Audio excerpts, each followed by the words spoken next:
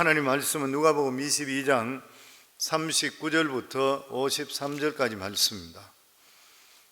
예수께서 나가사 습관을 따라 감람산에 가시매 제자들도 따라갔더니 그곳에 이르러 그들에게 이르시되 유혹에 빠지지 않게 기도하라 하시고 그들을 떠나 돌 던질 만큼 가서 무릎을 꿇고 기도하여 이르시되 아버지여, 만일 아버지의 뜻이거든 이 잔을 내게서 옮기시옵소서. 그러나 내 원대로 마옵시고 아버지의 원대로 되기를 원하나이다 하시니 천사가 하늘로부터 예수께 나타나 힘을 더하더라. 예수께서 힘쓰고 더욱 간절하게 기도하시니 땀이 땅에 떨어지는 핏방울 같이 되더라. 기도 후에 일어나 제자들에게 가서 슬픔으로 인하여 잠든 것을 보시고 이르시되 어찌하여 자느냐, 시험에 들지 않게 일어나 기도하라 하시니라. 말씀하실 때 한 무리가 오는데 12 중에 하나인 유다가 하는 자가 그들의 앞장서 와서 예수께 입을 맞추려고 가까이 하는지라. 예수께서 이르시되 유다야, 내가 입맞춤으로 인자를 파느냐 하시니 그의 주위 사람들이 그 된 일을 보고 여짜오되 주여, 우리가 칼로 치리이까 하고 그 중에 한 사람이 대제사장의 종을 쳐 그 오른쪽 귀를 떨어뜨린지라. 예수께서 일러 이르시되 이것까지 참으라 하시고 그 귀를 만져 낫게 하시더라. 예수께서 그 잡으러 온 대제사장들과 성전의 경비대장들과 장로들에게 이르시되 너희가 강도를 잡는 것 같이 금과 몽치를 가지고 나왔느냐? 내가 날마다 너희와 함께 성전에 있을 때에 내게 손대지 아니하였도다. 그러나 이제는 너희 때요 어둠의 권세로다 하시더라. 아멘. 예수님의 순환은 예수님의 사랑하는 제자의 배반을 통해서 시작이 되었습니다. 유다는 처음부터 예수님을 잘못 알았던 것이죠. 유다는 어떻게 해서든지 간에 자기 조국이 이제 해방되고 로마의 압제에서 벗어나는 것, 그리고 사회를 개혁하는 것, 이렇게 한다고 그렇게 생각을 했었습니다. 그런데 그런 생각으로 따라다녔었는데 완전히 예수님께서 이제 죽으신다 그러고 예수님께 말씀하는 그 나라가 여기에 있는 땅의 나라가 아니라는 것을 알게 되었을 때에 그는 예수님을 배반하게 되었던 것입니다. 그리고 나서 예수님께서 십자가에 잡히시기 전날 밤에 제자들과 함께 마지막 이 주의 만찬을 시간을 갖습니다. 큰 다락방에 예수님께서는 제자들과 함께 유월절을 지키면서 이 유월절의 의미에 대해서 가르쳐 주십니다. 과거에는 어린 양의 죽음을 통해서 이스라엘 백성들이 한 명도 죽지를 않았습니다. 모두 다 출애굽 다 했습니다. 그런데 예수님께 말씀하시는 것이 어린 양이 바로 내다. 그래서 이제 예수님께 죽으심을 통해 너희들 모두 다가 예수 그리스도를 믿음을 통해 생명을 얻게 된다. 그 말씀을 하신 것이요. 그리고 예수님께서 이렇게 잔을 가지시고 기도한 후에 나누어 먹으라 그렇게 말씀했습니다. 그리고 이 포도주 잔은 예수님께서 그들에게 주시는 죽기 전에 마지막 주시는 그런 잔이라 그렇게 말씀했습니다. 어제도 말씀드렸습니다마는 구약의 성경의 잔이라는 것은 하나님의 진노를 나타내는 것이요. 그러니까 하나님께서 진노를 남김없이 예수 그리스도께 긍휼 없는 그러한 진노를, 그러한 심판을 퍼부었던 것이요. 왜냐하면 죄의 대가가 그만큼 심각하고 그만큼 죄의 대가는 무섭다는 것입니다. 또한 예수님이 제자들에게 떡을 떼어 주신 것은 우리가 떡을 먹어야 살 수 있는가 마찬가지로 우리들도 계속 순간순간 예수 그리스도의 몸을 먹어야 살 수 있다, 그 말씀하는 것입니다. 그런데 우리가 어떻게 예수님의 몸을 먹을 수가 있는 것입니까? 이 말씀의 뜻은 예수 그리스도의 죽음을 내 대신 죽으셨다는 그것을 끊임없이 우리 삶 속에 고백하며 살아가야 된다, 그 말씀인 것입니다. 우리가 이렇게 할 때 어떤 일이 생기는 것이요? 예수님께 죽은 그 자리에 우리가 들어가게 되는 것이요. 예수 그리스도 죽음이 내 죽음이 되는 것입니다. 내가 죽어야 될 그 자리에 예수님이 대신 죽었기 때문에 하나님께서 예수 그리스도를 믿음을 통해 예수가 죽었다고 인정함을 통해 우리도 죽었다고 인정해 주시는 것이요. 이렇게 되면 죄가 더 이상 우리를 추격하지를 못하는 것입니다. 왜냐하면 우리가 이미 죽었기 때문인 것이요. 그리고 다시 살아날 때는 완전히 새로운 사람으로 살아나는 것입니다. 이것이 바로 십자가의 신비인 것입니다. 그리고 나서 이 말씀을 하신 후에 오늘 겟세마네 기도에 대한 그런 말씀입니다. 이 세상에 가장 고통스러운 것은 죄로 인한 고통일 것입니다. 죄로 인한 고통은 결코 단번에 끝나는 것이 아니기 때문인 것입니다. 우선 죄를 지은 사람은 죄가 드러나게 되면은 인격적인 심판을 받게 됩니다. 그리고 모든 사람들 앞에 죄가 드러나게 되면 엄청스러운 정신적인 고통을 당하게 되는 것입니다. 죄를 지은 사람은 이것이 드러나게 되면 인격적으로 완전히 죽임을 당하는 것이죠. 그러니까 예수 그리스도의 십자가의 고통은 인간의 죄를 위한 그러한 고통이었습니다. 육체적인 고통으로 끝나는 것이 아니라 정신적인 고통이 사람 앞에, 하나님 앞에 또다시 당하게 되어 있는 것입니다. 그래서 예수님께서 겟세마네 동산에서 정말 피땀을 흘리면서 기도하신 것입니다. 39절 말씀입니다. 저희들 다시 같이 읽습니다. 예수께서 나가사 습관을 따라 감람산에 가시며 제자들도 따라갔더니, 예수님은 성 안에 있는 집에 주무시지 않고 성 밖에 있는 감람산에서 노숙하셨습니다. 감람산은 예루살렘에서 바로 보이는 언덕이죠. 한 오리 정도 되는 곳. 그곳에 가셔서 예수님은 예루살렘에 오실 때는 집에 있지 않고 노숙을 하셨습니다. 이것이 바로 예수 그리스도의 이 습관이었습니다. 이 습관 때문에 유대 지도자들이 예수님을 잡을 수가 없었습니다. 그 숲속에 어딘지 알 수가 없었던 것이에요. 그런데 이번에도 역시 예수님께서 감람산에 가셨는데, 이번에 가신 것은 잡히기 위해서 그렇게 가셨습니다. 가룟유다는 예수님이 예루살렘에 오시게 되면 항상 감람산에 가서 노숙한다는 것을 알고 그것을 노리고 바로 예수님을 잡으려고 붙잡기 위해서 그곳에 온 것입니다. 40절에서 42절입니다. 그곳에 이르러 그들에게 이르시되 유혹에 빠지지 않게 기도하라 하시고, 그들을 떠나 돌 던질 만큼 가서 무릎을 꿇고 기도하여 이르시되 아버지여, 만일 아버지의 뜻이거든 이 잔을 내게서 옮기소서. 그러나 내 원대로 맛이 없고 아버지의 원대로 되기를 원하나이다 하더니, 예수님은 제자들에게 무엇보다도 유혹에 빠지지 않게 하라, 시험에 들지 않게 하라, 이렇게 말씀했습니다. 우리 믿는 사람들은 어려운 일이 생기고 힘든 일이 생기고 나쁜 일이 생길 때 시험이라 그렇게 이야기합니다. 우리 인간이 살아가면서 어려운 일은 끊임없이 당하게 되어 있습니다. 좋지 않은 일도 많이 생길 수 있는 것이고 이것을 결코 피할 수는 없는 것이죠. 그런데 중요한 것은 이 어려운 일을 통해서 하나님에 대한 우리 마음의 자세가 바뀐다는 것이에요. 죄를 지을 때 보게 되면은 외적인 어려움으로 인해서 하나님에 대한 불신이 생겨버립니다.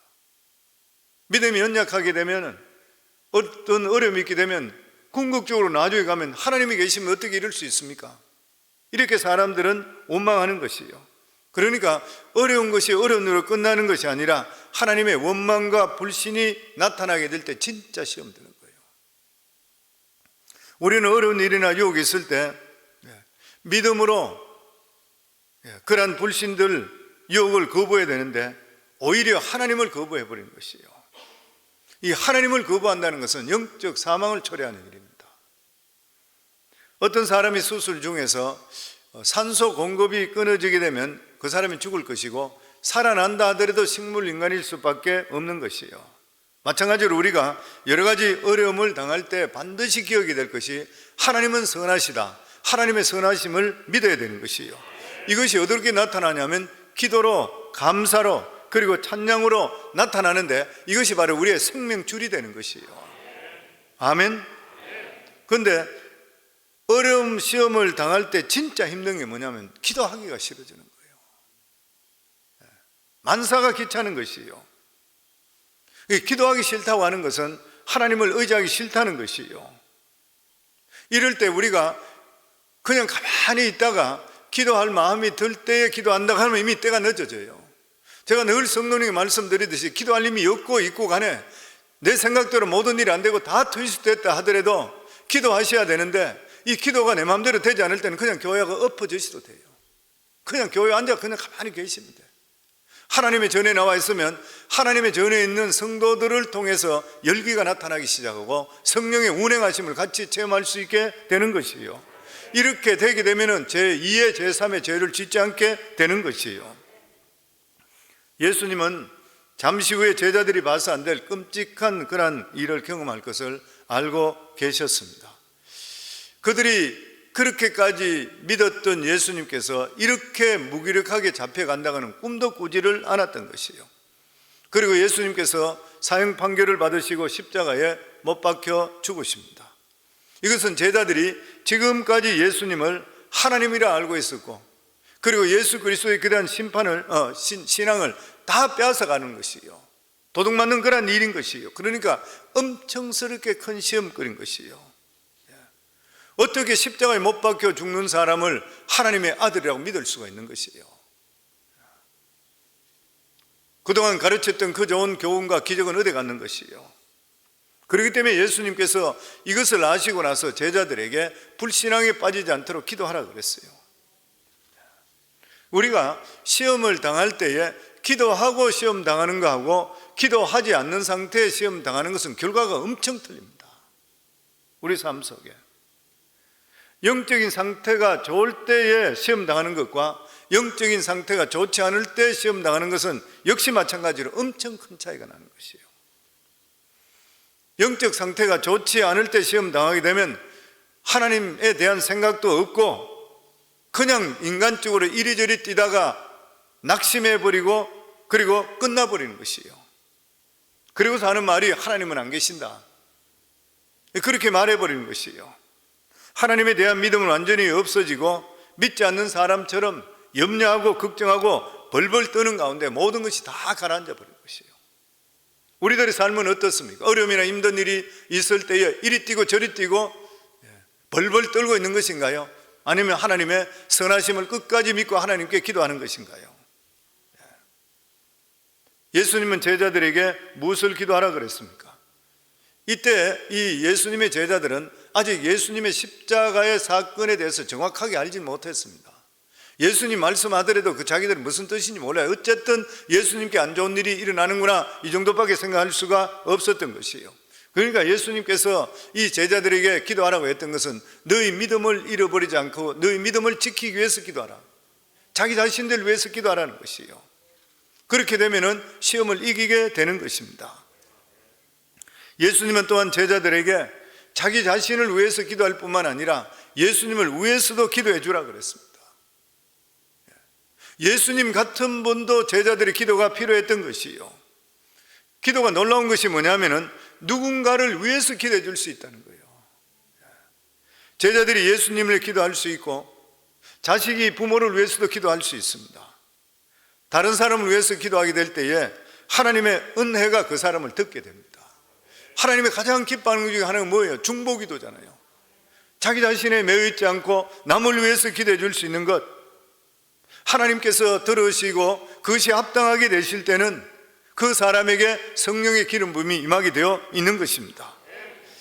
그리고 지금까지 아무리 애들수도 되지 않던 그러한 일들이 어느 순간부터 저절로 풀리는 그러한 역사가 임하게 되어 있는 것이에요. 이게 기도의 신비인 것이요.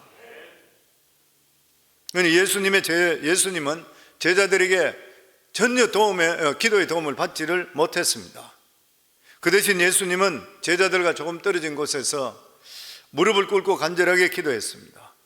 예수님께 기도하시기를 만일 아버지의 뜻이거든 이 잔을 내게서 지나가게 하소서,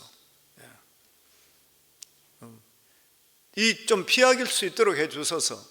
정말 이 기도가 우리가 이해되지 않는 것이죠. 왜냐하면 예수님의 십자가를 지는 것이 확고한 의지였습니다. 나는 십자가에 못 박혀 죽어야 된다, 나는 그것을 위해 이 세상에 오셨다. 그런데 결정적인 순간에 십자가를 피할 수 있으면 피할 수 있게 해달라 그랬던 것이에요. 왜 예수님은 십자가를 피할 수 있게 해달라고 기도했는 것인가? 예수님께 가장 큰 유혹이 뭐냐면은 십자가를 꼭 져야 되는 것은 아니었다는 거예요. 그것은 자기 자신이 저기 싫으면 안 져도 돼요. 얼마든지. 예수님이 반드시 져야 되는 것은 아닌 것입니다. 물론 우리 죄를 사하시기 위해서는 예수 그리스도의 피가 필요한 것이요. 그러나 예수님이 싫다고 하면 억지로 예수님을 죽게 할 수는 없는 것입니다. 왜냐하면 이 십자가의 고통은 너무나도 고통스럽기 때문인 것이요. 더더욱이나 예수님은 완전한 인간이셨습니다. 우리 인간과 똑같은 신경 조직을 가지고 있고 몸을 가지고 있었던 것이요. 뿐만 아니라 정신적인 고통도 말할 수가 없었던 것이요. 그러면은 예수님께서 이렇게 기도했는 그런 목적이 어디에 있는 것이요? 내 원대로 마옵시고 아버지 원대로 되게 하소서. 예수님의 기도가 무엇인 것이요? 자기 자신을 쳐서 복종해서 하나님 뜻에 복종하는 것이요. 그러니까 기도로 하는 것이, 여기서 예수님께서 우리에게 가르쳐 주는 것이, 기도는 억지로 내 뜻을 관철하는 것이 아니라는 것이요. 그것이 아닌 것입니다. 물론 처음에는 우리가 필요한 것들도 있고 우리의 간절한 마음, 내 마음에 소원이 있기 때문에 하나님께 소원을 놓고 기도해요. 그 처음에 기도할 때는 내 생각, 내 고집으로 하나님께 말씀드립니다. 그런데 하나님의 뜻이 다른 것이 분명하다고 알게 되는 것 같으면 하나님 뜻에 내 의지를 복종시켜야 돼요. 이게 기도인 것이요. 우리가 잘 복종을 하지 않잖아요. 그러니까 기도하면서 하나님, 이 내가 하나님 뜻을 이른데 내가 잘 이해하지 못하니까 하나님 저를 깨닫게 해주소서, 하나님 따라가게 해주소서. 그래서 우리가 예수 믿는 사람은 기도하는 가운데 무조건 하나님께 기도하고 나면은 기도하고 일어나는 모든 일에 대해서는 하나님을 100% 신뢰하셔야 돼요.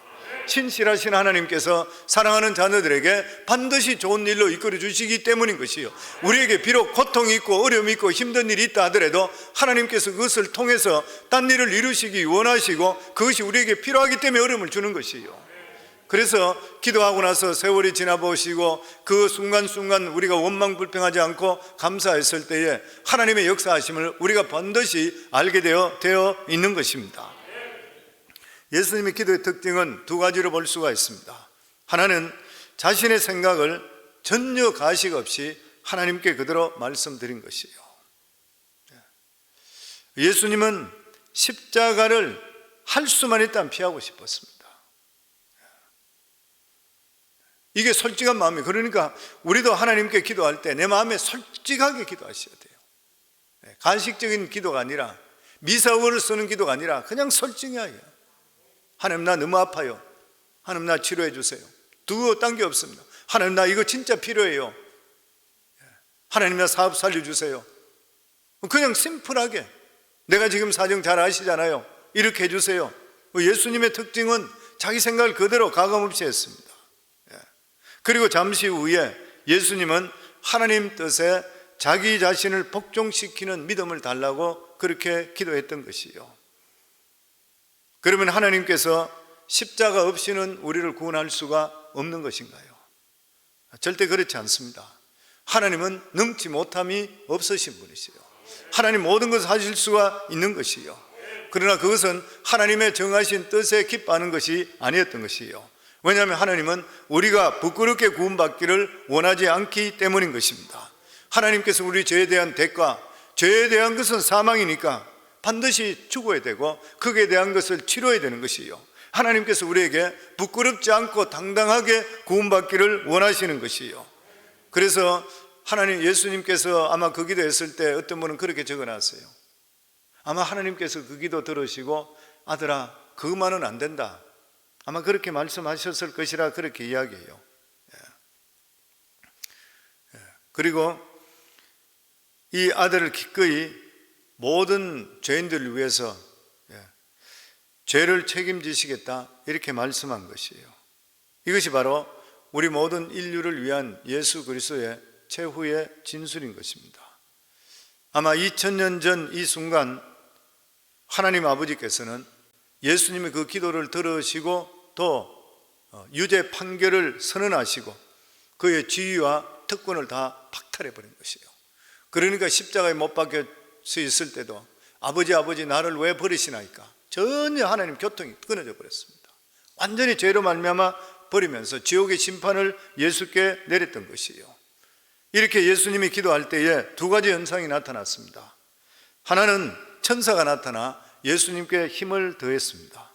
우리 43절에 보면 천사가 하늘로부터 예수께 나타나 힘을 더하더라. 천사가 나타나 예수님 계속 기도할 수 있도록 도왔다. 이것은 육신을 가지고 있는 인간 예수님의 모든 두려움이 승리일 때까지 옆에 도와주었다고 하는 것이에요. 우리들도 마찬가지입니다. 저희들도 하나님께 나와서 엎드리게 되면 내가 힘이 하나도 없더라도 하나님께서 성령을 통해 우리를 도와주시게 되어 있는 것이에요. 그리고 두 번째 현상은 땀이 땅에 떨어졌는데 핏방울이 되었다. 어떻게 핏방울이 되었어요? 핏방울이 뭐예요? 칼로서 베게 되면 피가 툭툭 떨어지는 거예요. 이게 핏방울이잖아요. 예수님이 기도하는데 얼마나 애를 썼기에, 하나님이신 예수님이 얼마나 기도하는데 애를 썼기에 땀방울이 핏방울 같이, 그러니까 뭐 그런 이야기 있잖아요. 모세혈관이 터지게 되면은 그 혈관 속으로 피가 나온다고. 예수님이 그런 현상이라는 거예요. 빨간 피가 그렇게 묻혀서 나왔다고 할 정도로 그렇게 기도했다는 것이에요. 그러니까 이 정말 우리들도 기도에 대한 귀한 교훈이죠. 하나님께 대한 것. 그 예수님의 가장 큰 영적 시험의 장소가 어디였냐면 겟세마네 동산이었습니다. 이 겟세마네 동산에서 인류의 모든 죄를 다 짊어지시고 십자가에 못 박혀 죽으시는 것, 여기에 대해서 예수님께서 기도를 통해 승리하시기 때문에 나머지 일들은 그냥 그 따라갔던 것이에요. 여기서 예수님께서 승리하지 못했다 그러면 십자가를 질 수가 결코 없는 것입니다. 여기서 예수님께서 인류의 모든 죄를 짊어지시기로 결정하셨고 오직 심판만 남아 있었던 것이에요. 예수님은 죄인의 신분을 끌려가고 신문당하고 그리고 처형당했습니다. 이 모든 것이 하나님의 아들에 대한, 죄 없으신 아들에 대한 우리를 위한 사랑을 예수 그리스도의 십자가를 못 박으면서 아들을 죽이면서 위에 보여주셨던 하나님의 심판이고 사랑이었던 것이에요. 그런데 예수님이 십자가를 앞두고 몸부림치고 기도할 때 제자들은 잠들어 있었습니다. 45절에서 46절입니다. 같이 읽습니다. 기도 후에 일어나 제자들에게 가서 슬픔으로 인하여 잠든 것을 보시고 이르시되 어찌하여 자느냐, 시험에 들지 않게 일어나 기도하라 하시니라. 제자들은 그냥 잠든 것이 아니라 슬픔으로 인해서 잠들었다 그랬습니다. 아마 이때 제자들은 자포자기했는 그러한 심정일 것이요, 그들은 예수님의 말씀과 그리고 예수 그리스도의 기도를 들으면서 무엇인가 좋지 않는 일이 생긴다 이렇게 예감했지만 생각하기도 싫고 기도하기도 싫었던 것이요, 그래서 슬픔에 잠겨서 자포자기하는 마음으로 자고 있었습니다. 사람이 의욕을 잃으면 자꾸 잠이 오는 것이에요. 왜냐하면 맥이 빠졌기 때문인 것입니다. 제자들이 그런 상태입니다. 다른 성경에 보면은 마음은 원이로되 육신이 약하도다, 예수님이 그렇게 말씀했어요. 제자들을 보고 나서 따로 꾸짖지를 않은 것이에요. 한 시간도 기도할 수 없더냐, 나를 위해서. 그리고 마음은 원이로되 육신이 약하도다. 제자들은 깨어서 기도하고 싶었지만 몸이 말을 안 듣는 것이에요. 사실 이것이 우리들의 상태일 때가 참 많이 있습니다. 우리들도 그럴 때 너무나 많이 있습니다. 우리는 마음은 있는데 몸이 못 따라주는 것이에요. 마음은 이렇게 해서 안 된다 이렇게 생각하는데 그럼에도 불구하고 몸이 따라주지 않아서 아무것도 못할 때가 너무나 많이 있는 것이에요. 주님께서 우리를 이걸 너무나 잘 알고 계세요. 그래서 주께서 가시고 그리고 나서 우리를 돕기 위해서 성령께서 이 자리에 와 계시는 것이에요. 그래서 우리는 기도할 때마다 끊임없이 성령께 도움을 청해야 됩니다. 성령님 도와주세요. 내가 너무 힘이 없습니다. 내가 기도도 안 되네요. 너무 내가 자꾸만 약해지네요. 성령님 도와주세요. 성령께서 나를 도와주시지 않으면 저는 아무것도 할 수가 없습니다. 다시 일어날 수 있도록 해주소서. 이러면 성령께서 우리에게 새 힘을 주시게 되어 있는 것이에요. 그렇기 때문에 우리들은 어떤 일이 있다 하더라도 절대로 자포자기해서는 안 되는 것이에요. 끝까지 참고 인내해야 되는 것이에요. 그러면 하나님 능력이 우리 속에 임하게 반드시 되어 있다고 하는 것입니다. 아멘. 47절에서 48절입니다. 같이 읽습니다. 말씀하실 때 한 무리가 오는데 12 중에 하나인 유다라 하는 자가 그들을 앞장서 와서 예수께 입맞추려 가까이 하는지라. 예수께서 이르시되 유다야 내 입맞춤으로 인자를 파느냐 하시니, 밤이어서 예수님과 제자들이 구분이 안 돼요. 진짜 깜깜했을 거 아니에요, 시골에. 그럴 때 유다가 예수님께 입맞춤을 통해서 신호를 주는 것이에요. 이분이 바로 예수 그리스도다, 이렇게 신호를 주는 것이에요. 그 입맞춤은 그 당시에 가까운 사람끼리 맞추는 인사였습니다. 그런데 이때 입맞춤은 배반의 입맞춤이죠. 예수 그리스도를 고발하는 것이니까. 그러자 예수님께서야 뭐라고 말씀하시냐, 이게 보면 유다야 내가 입맞춤으로 인자를 파느냐. 예수님은 잡혀가실 때까지 유다에게 침묵하시지 않았습니다. 마지막 순간까지도 예수님께서는 유다에게 회개할 수 있는 기회를 계속 주셨습니다. 유다야 네가 나를 팔려고 하느냐. 그때 유다가 듣고 나서 예수 그리스도 눈을 보면서 그 말씀을 듣고 했을 때 제가 양심이 찔려가 주님, 내가 지금 무슨 짓을 하고 있습니까? 내가 미쳤네요. 주님 빨리 피하세요. 뭐 이렇게라도 이야기했다 그런 것 같으면 이 사람은 구원받을 수가 있었을 것이요. 그런데 이 유다는 끝까지 자기 생각이 옳다 생각하고 자기 자존심이 용납하지를 않고 회개하지를 않았던 것이요. 성령을 회방하는 죄가 두려운 것이 바로 이것인 것입니다. 아무리 말을 해도 자기가 옳다고 생각하고 그리고 자존심 때문에 회개하지를 않는 것이요. 유다가 지금 마지막 순간에도 회개했더라면 그는 분명히 다시 살 수가 있었을 것이요. 그래서 우리들은 하나님 말씀을 들을 때 아무리 늦었다 생각되더라도 예수님께 부르짖기만 한다면 예수님께 우리에게 항상 새로운 삶을 주시게 되어 있는 것이요. 항상 하나님 앞에 신실하고 정직하고 우리 삶을 내어놓고 그리고 나서 좋으신 하나님께서 우리 모든 것을 용서해 주시는 것을 우리가 알고 회개하고 그리고 정결한 삶을 살아갈 수 있는 우리 모두가 항상 될 수 있기를 주의 이름으로 축원합니다.